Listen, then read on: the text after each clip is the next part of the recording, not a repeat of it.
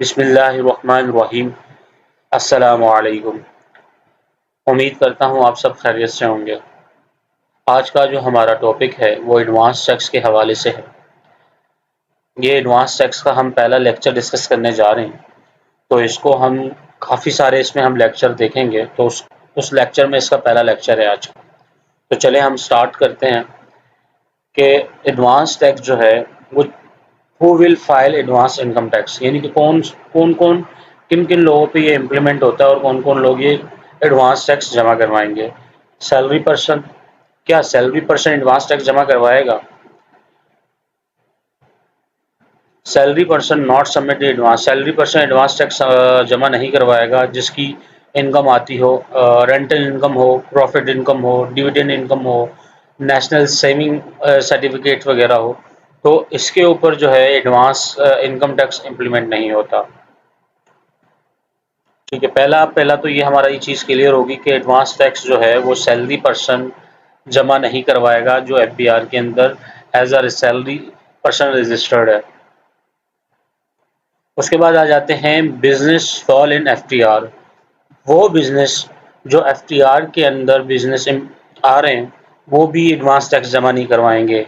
मसलन exporter, petrol distributor या agent FTR business के अंदर जो आते हैं तो वो एडवांस टैक्स जमा नहीं करवाएंगे।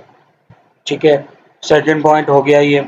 थर्ड पॉइंट में आ जाते हैं हम कि इंडिविजुअल बिजनेस में होल सेलर, मैन्युफैक्चरर, ट्रेडर, इनमें जो नॉर्मल टैक्स रजीम में आते हो या नॉर्मल या मिनिमम टैक्स रजीम जिन पे इम्प्लीमेंट होता हो वो एडवांस टैक्स जमा करवाएंगे। उसके ऊपर भी एक कंडीशन है, जैसा कि आपके सामने ये में लिखा हुआ है, रिटेलर, डिस्ट्रीब्यूटर, होल सेलर। क्या लिखा है? If individual business person not exceed and equal to 1 million, अगर वो पूरे साल के अंदर, पिछले एक साल के अंदर अगर उसका बिजनेस 1 मिलियन से ऊपर नहीं गया तो वो एडवांस टैक्स जमा नहीं करवाएगा।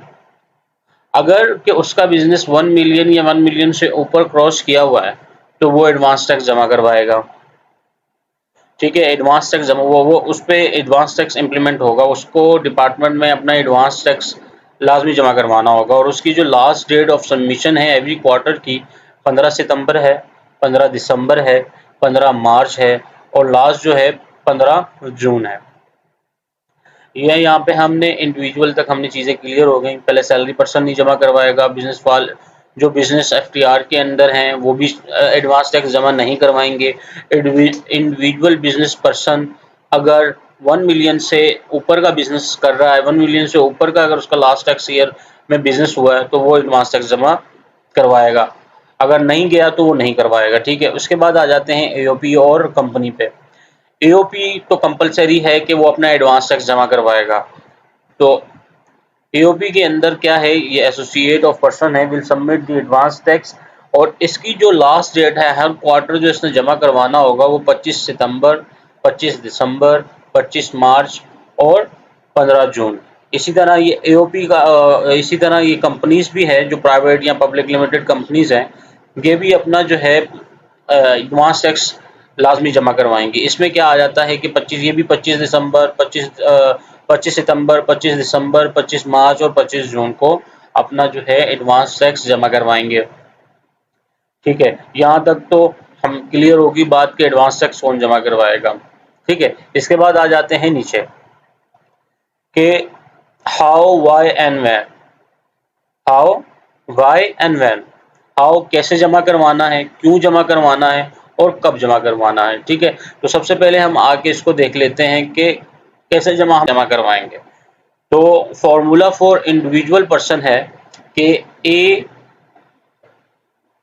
डिवाइड बाय 4 माइनस सी।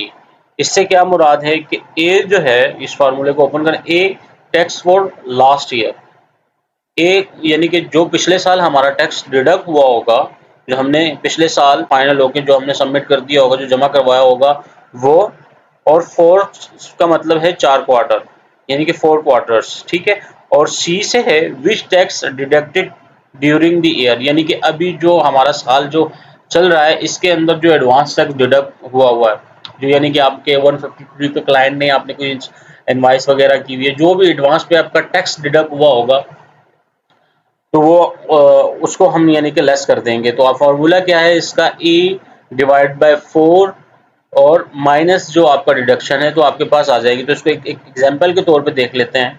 नीचे एग्जांपल है इंडिविज की। लास्ट ईयर टैक्स हमने एज्यूम किया कि 10,000 रुपये था लास्ट पिछले साल का। 10,000 का पिछले साल टैक्स हमने यानी कि जमा करवाया हुआ था, डिवाइड बाय हमने 4 क्वार्टर पे उसको कर दिया है। और इस साल जो हमारा एडवांस टैक्स है हम इसको कंसीडर कर रहे हैं, ये हमारा फर्स्ट क्वार्टर है। तो 1800 जो है 1800 हमारा टैक्स एडवांस टैक्स डिडक्ट हुआ है। तो फर्स्ट क्वार्टर के अंदर जो मेरी लाइबिलिटी निकल रही है 700 रुपये, तो हमें 700 रुपये जमा करवाना होगा अपने फर्स्ट क्वार्टर के अंदर। अगर इन केस ये ना होता, ये यहाँ पे 3000 होता या 4000 होता तो फिर एक्सचेंज होता, फिर हमें जमा करवाने की ज़रूरत ही नहीं होती। ये तो हो गया इंडिविजुअल का केस। इसके बाद आ जाते हैं हम फॉर्मूला फॉर एओपी या कंपनी।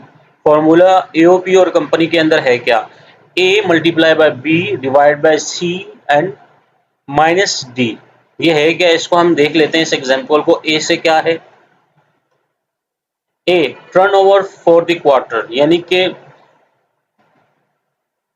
ए से मुराद एक क्वार्टर की सेल हमने, यानी कि कितना माल बेच दिया एक क्वार्टर के अंदर, उसकी सेल आ जाएगी। यानी कि 3 महीने के अंदर जो हमने सेल आउट किया होगा वो हम ले लेंगे। B last year tax paid, जो बी का मतलब यानी कि जो हमने लास्ट ईयर जो हमने अपना टैक्स पे किया था उसकी वैल्यू आ जाएगी। और सी लास्ट ईयर टर्नओवर, जो पिछले साल हमारा ये जो हमने सेल क्लोज की थी वो आ जाएगी, लास्ट ईयर की जो सेल थी हमारी। D which tax deduct during the year, जो हमने टैक्स डिडक्ट किया होगा ड्यूरिंग द पीरियड, ये वो आ जाएगा। तो फॉर्मूला क्या बना, A turnover for the quarter multiply by B last year tax paid, यानी कि मल्टीप्लाई कर दिया हमने, और सी माइनस कर दिया हमने पिछले साल के टर्नओवर और डिवाइड कर दिया हमने पिछले साल के टर्नओवर से, और माइनस डी इस साल जो हमारा एडवांस टैक्स डिडक्ट हुआ है वो हम माइनस कर देंगे। ठीक है, यहाँ तक तो चीज़ क्लियर होगी। तो इसको हम एक प्रैक्टिकली एग्जांपल के साथ भी देख लेते हैं। ये देखें एक छोटी सी हमने जो है प्रॉफिट एंड लॉस बनाया। ये देखें सेल हमने एज्यूम की कि हमारी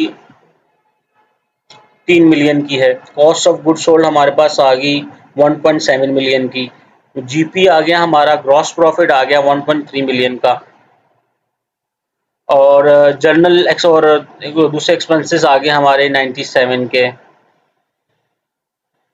ठीक है, और जो हमारे पास प्रॉफिट आया वो 12 का आ गया, तो 1.2 मिलियन का हमारे पास प्रॉफिट आ गया। इस पे जो टैक्स इंप्लीमेंट हुआ वो 204 का आ गया। ठीक है, ये हमने लास्ट ईयर जो है ये टैक्स पे किया होगा 204 का। ठीक है, ये लास्ट ईयर हमने टैक्स पे किया होगा। ठीक है, अब आ जाते हैं इसके बाद इसकी एग्जांपल पर कि हम इसको एक, ये हमने फाइनेंशियल स्टेटमेंट देख लिया, ये यहाँ पे इसको भी ओपन कर देते हैं और इसको थोड़ा सा नीचे कर देते हैं। ये देखें ये एग्जांपल आ गई। अब इसको हम देख लेते हैं कि जो इसका फॉर्मूला है उसके ऊपर किस तरह इम्प्लीमेंट होगा ये।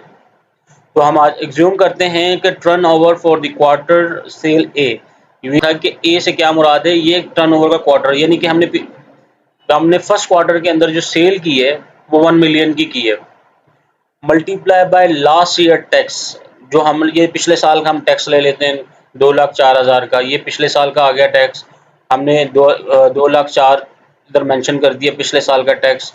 तो फॉर्मूला क्या था, A multiply by B, A multiply by B, हमने ए से मल्टीप्लाई बाय ए से बी को मल्टीप्लाई कर दिया, तो वैल्यू क्या आ गई, ये आ गई।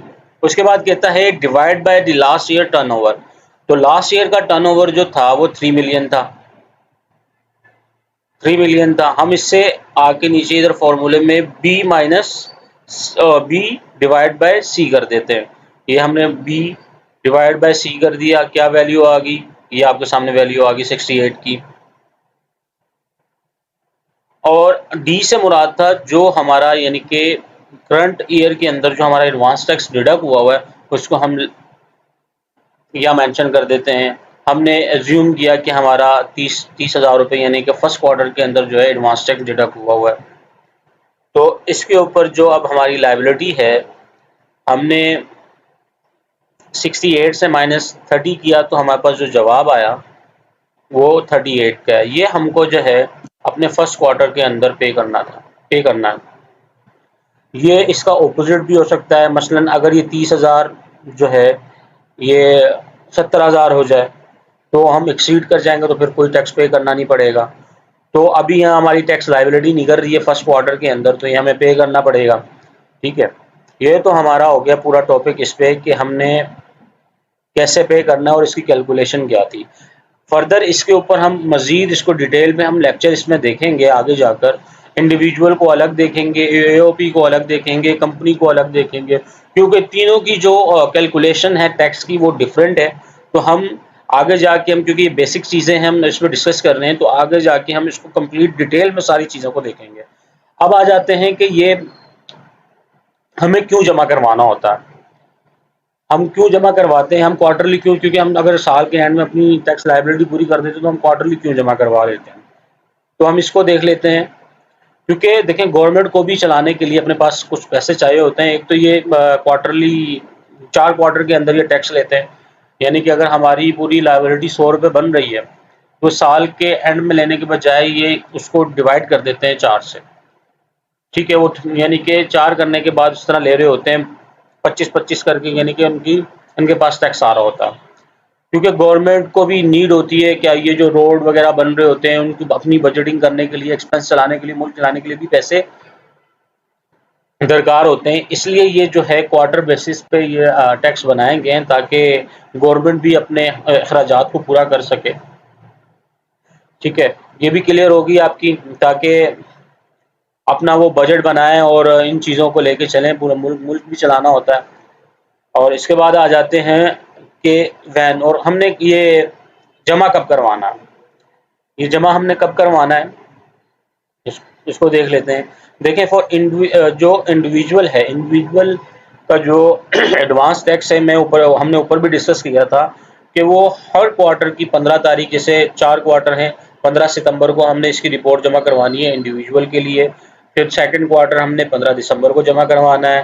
फिर थर्ड क्वार्टर हमने 15 मार्च को जमा करवाना है। फोर्थ क्वार्टर हमने 15 जून को जमा करवाना है। एओपी और कंपनी के लिए जो डेट दी गई है वो है 25 सितंबर, 25 दिसंबर, 25 मार्च और 15 जून। ये है एओपी और कंपनी की डिटेल। और इसकी कैलकुलेशन, ये जो 4 क्वार्टर के अंदर जो ये वैल्यू ले रहे होते हैं हम, यानी कि अगर 100 रुपये तो 90 रुपये हैं जो इन्होंने 4 क्वार्टर के अंदर पैसे लेने होते हैं, और जो बाकी 10% है वो जब हम अपना रिटर्न फाइनल करते हैं एओपी और क्या कहते हैं इंडिविजुअल का रिटर्न सितंबर के अंदर, लास्ट डेट होती है सितंबर के अंदर अंदर हमें सबमिट करना होता है। तो ये जो 10% है, 1000 रुपये जो बचे रिमेनिंग रहते हैं इनके, ये हम अपना टैक्स के साथ जमा करवा रहे होते हैं, जब हम अपना रिटर्न के साथ हम जमा करवा रहे होते हैं। तो 90% यानी कि हमें अपने 4 क्वार्टर के अंदर जमा करवाना होता है। अगर हम 90% 4 क्वार्टर के अंदर जमा नहीं करवाएंगे तो इसके ऊपर ज़ाहिर सी बात है कि पेनल्टी लगेगी। जितने दिन से लेके जितने दिन तक आपने वो टैक्स जमा नहीं करवाया होगा उसके हिसाब से इसके ऊपर पेनल्टी सरचार्ज है। तो इसको भी हम आगे जाके इंशाल्लाह डिस्कस करेंगे।